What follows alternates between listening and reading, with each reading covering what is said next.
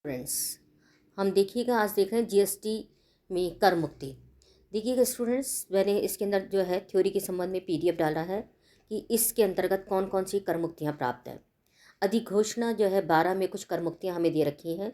उसके अंदर जिस वजह से दिया गया है केंद्र राज्य सरकार और स्थानीय सत्ता द्वारा सेवाएँ, केंद्र सरकार को दी गई सेवाएँ, धार्मिक संस्थान द्वारा दी गई सेवाएँ, धार्मिक सेवाएँ, शैक्षणिक सेवाएँ, चिकित्सा एवं स्वास्थ्य सेवाएँ, कृषि संबंधी सेवाएँ, बीमा संबंधी, भवन निर्माण संबंधी, यातायात संबंधी, विशेष संस्थानों संबंधी, सहकारी समिति के लिए होटल भवन के मकान किराए हेतु देने संबंधी, विधिक सेवाएं संबंधी, खेल एवं प्रतियोगिताओं संबंधी, बैंक एवं वित्तीय संबंधान, कला प्रदर्शनी इत्यादि जो है हमने विभिन्न ऐसे 20 तरह की सेवाएं हैं जिनको विभाजित किया गया है और उसके अंदर किस प्रकार से ये सेवाएं देने पर कर से मुक्ति है वो हमें दिया गया।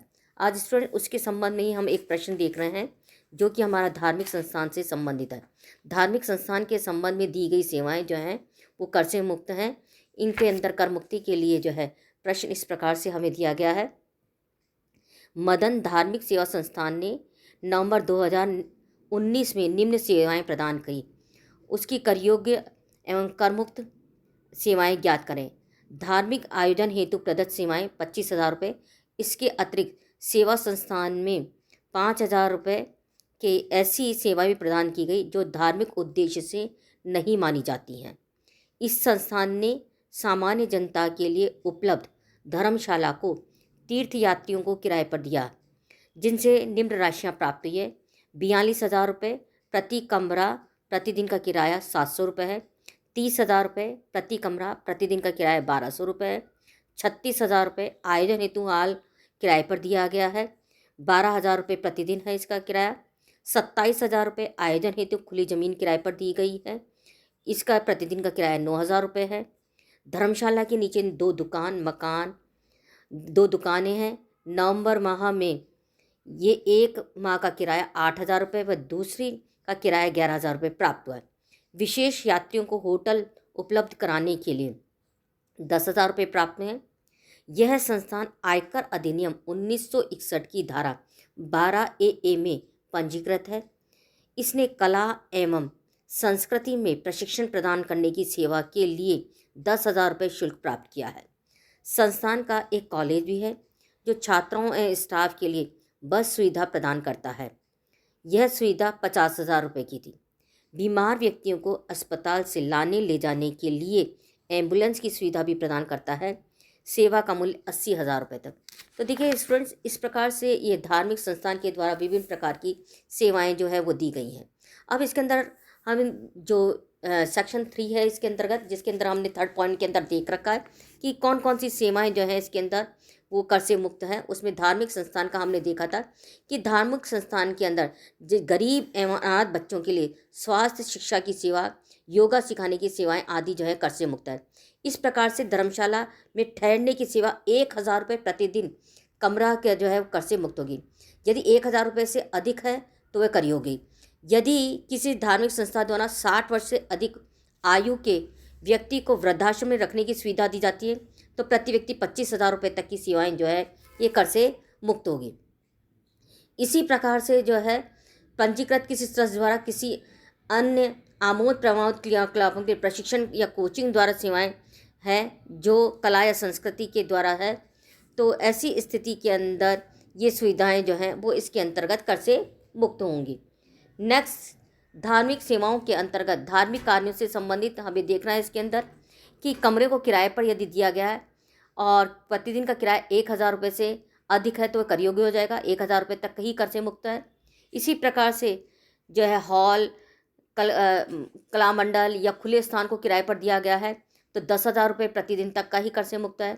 दुकान या कारोबार या वाणिज्य के लिए जो है संस्थान को किराए पर दिया गया है, वहाँ का किराया भी 10,000 रुपये प्रतिदिन तक का जो है वो कर से मुक्त है। तो इस प्रकार से जो हमें थ्योरी के अंदर बताया गया है कि कितनी सेवाएं जो है इसके अंदर कर से मुक्त है और किस प्रकार से हमें करना है। अब देखिएगा नीचे हमें सॉल्यूशन जो जिस प्रकार से दे रखा है, हम सीरियल नंबर हो गया, रिमार्क्स कौन कौन सी सेवाएं हैं, एग्जाम्प्टेड कौन सी है और टैक्सेबल कौन कौन सी सेवाएं जो है वो हमारी इसके अंतर्गत टैक्सेबल रहेंगी। स्टूडेंट्स देखिएगा सबसे पहला जो हमें इसके अंदर दिया गया है, हम देख रहे हैं कि services for charitable activity by a registered trust excluding दो services which are for not charitable. इसके अंदर जो चैरिटेबल नहीं है वो सेवाएं जो हैं वो क्या होंगी, इसके अंदर कर से योग्य होंगी। धार्मिक आयोजन के लिए प्रदत्त सेवाएं हैं। इसके अंदर धार्मिक आयोजन के लिए जो सेवाएं दी जा रही हैं वो सेवाएं जो हैं वो हमारी 25,000 रुपये की जो है ये इसके अंदर सेवा दी गई है। ये 25,000 रुपये की सेवा जो है हमारी इसके अंतर्गत जो है वो कर से मुक्त की जाएगी। इसके पश्चात देखिएगा हमें सेकंड जो दिया गया है इसके अंदर कि कमरे जो हैं इसके अंदर दिए जा रहे हैं।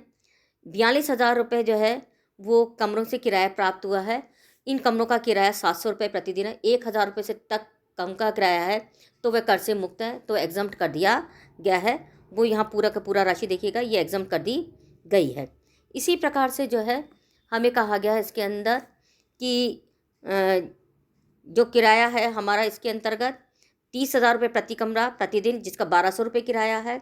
तो चूंकि 1,000 रुपये से अधिक हो गया इसका किराया, अतः जो है ये राशि जो है इसके अंदर टैक्सेबल करी जाएगी। 42,000 रुपये पूरी 1,200 रुपये के 30,000 रुपये जो है पूरी की पूरी टैक्सेबल कर लिया जाएगा। फिर 36,000 रुपये आयोजन हेतु हॉल किराए पर दिया गया है। इसका किराया 12,000 रुपये प्रतिदिन है। चूँकि किराया 12,000 रुपये प्रतिदिन है, 10,000 रुपये से अधिक है, अतः ये भी टैक्सेबल किया जाएगा। तो देखिएगा ये भी जो है वो यहाँ पर इस प्रकार से पूरा 36,000 रुपये जो है वो टैक्सेबल कर लिया गया है। इसके पश्चात हमें कह रहा है इसके अंदर कि 27,000 रुपये आयोजन हेतु खुली ज़मीन किराए पर दी गई है। प्रतिदिन का किराया जो है वो 9,000 रुपये, 10,000 रुपये पर डे से कम का किराया है, अतः ये एग्जम्प्टेड है। तो इसको 27,000 को जो है एग्जम्प्टेड हुए कर से मुक्त में ले लिया जाएगा। इसके पश्चात हमें कहा गया इसके अंदर कि धर्मशाला के नीचे दो दुकानें हैं। नवंबर माह के लिए एक का किराया 8,000 रुपये और दूसरे का किराया जो है वो 11,000 रुपये प्राप्त हुआ। 10,000 रुपये पर डे से 10,000 से कम का किराया है तो वह एग्जम्प्टेड है, और 10,000 से अधिक का किराया है तो वो टैक्सेबल किया जाएगा। तो 11,000 टैक्सेबल कर लिया जाएगा। अब इसके पश्चात हम ये कह रहे हैं कि यह संस्थान आयकर अधिनियम के अंतर्गत पंजीकृत है और इसने कला एवं संस्कृति के प्रशिक्षण प्रदान करने के लिए जो है वो क्या है सेवाएं दिए। 10,000 रुपये का ये शुल्क है। ये 10,000 रुपये का शुल्क जो है वो इसके अंतर्गत एग्जम्प्टेड कर दिया जाएगा, क्योंकि कल्चरल एक्टिविटी इसके अंतर्गत अभी हमने देखा था कर से मुक्त है। फिर हमें कहा गया है कि यह संस्थान का एक कॉलेज भी है जो छात्राओं स्टाफ के लिए बस सुविधा प्रदान करता है। छात्राओं स्टूडेंट्स जो है वो बस सुविधा जो दी जा रही है वो भी कर से मुक्त है। अतः ये 50,000 रुपये जो दिए जा रहे हैं ये 50,000 रुपये सर्विसेज के कर से मुक्त किए जाएंगे। इनकी क्या है, बीमार व्यक्तियों को अस्पताल ले जाने के लिए एक एम्बुलेंस सुविधा भी प्रदान करता है और इसका मूल्य 80,000 रुपये है। चूँकि ये सेवा जो है वो बीमार व्यक्तियों के लिए एम्बुलेंस की सेवा है, ये एम्बुलेंस की सेवा भी कर से मुक्त है, तो 80,000 रुपये भी इनके कर से मुक्त कर दिए जाएंगे। तो इस प्रकार से स्टूडेंट्स हमने देखा है यहाँ पर जो है इनकी जो विभिन्न सेवाएं हैं, जिसके अंदर धार्मिक आयोजन की सेवाएं 25,000 रुपये है वो कर से मुक्त कर दी है। 5,000 रुपये की ऐसी सेवा जो धार्मिक उद्देश्य के नहीं हैं उनको हमने टैक्सेबल किया है। जो भी सेवाएं धार्मिक उद्देश्य से की जानी है वो सभी सेवाएं जो है वो कर से मुक्त है, चाहे वो यातायात से संबंधित है, चाहे वो कल्चरल एक्टिविटीज़ से संबंधित है। इसी प्रकार से जो कमरे किराए पर दिए गए हैं, हॉल किराए पर दिए गए हैं या दुकान वगैरह किराए पर दिए गए हैं, वो एक जो एग्जम्प्ट राशि है उससे अधिक लिया जा रहा है तो वह कर योग्य कर ली जाएगी। तो इस प्रकार से हमारे यहाँ पर जो एग्जम्प्ट अमाउंट निकल रहा है वो 2,42,000 रुपये एग्जम्प्ट हो जाएगा और टैक्सेबल अमाउंट 92,000 रुपीज़ का अमाउंट टैक्सेबल किया जाएगा। Thank you students.